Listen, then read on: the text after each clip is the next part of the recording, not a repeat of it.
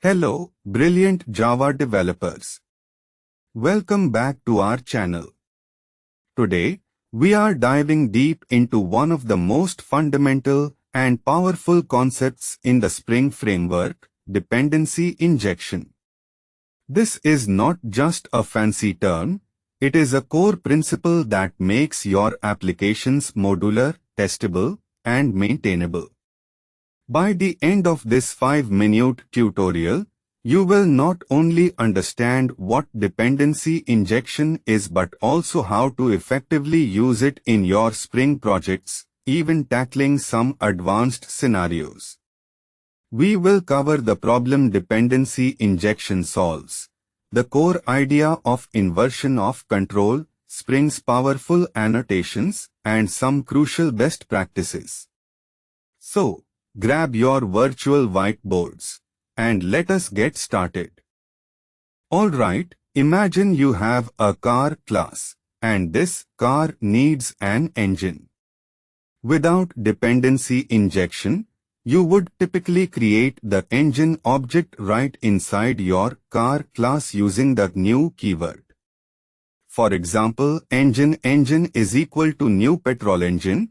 This approach creates a strong, tight coupling between car and petrol engine.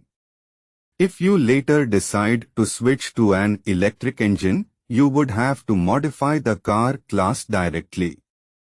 This makes your code rigid and difficult to change or test independently.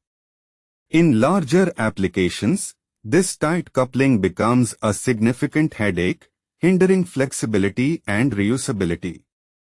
We want our car to be independent of the specific engine type it uses, only knowing that it needs an engine.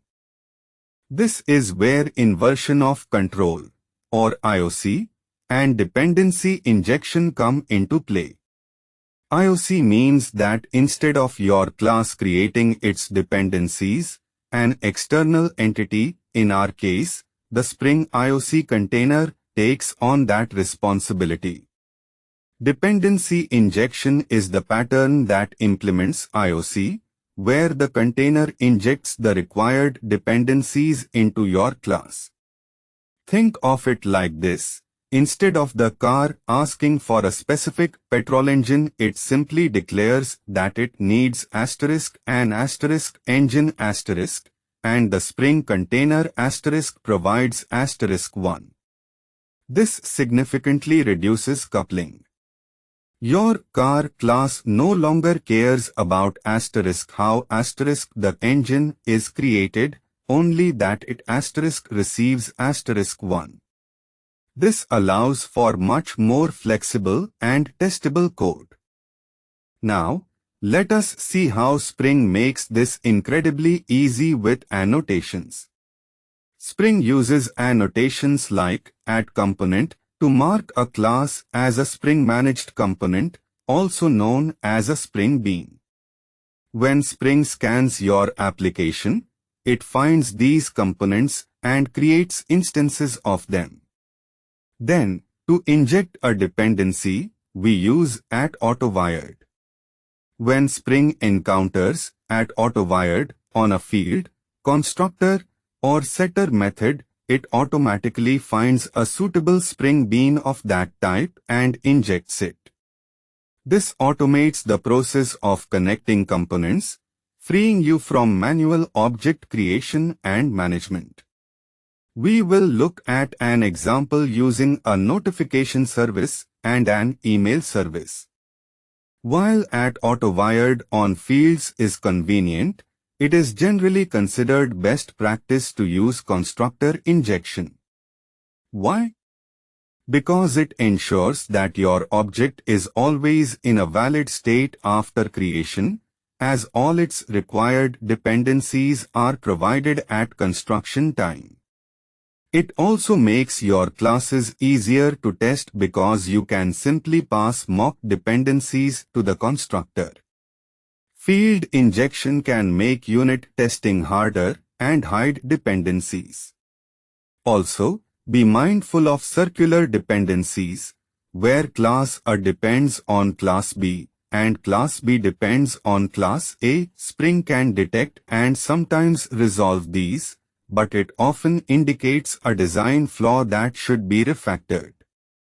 Always aim for clear, unidirectional dependency flow.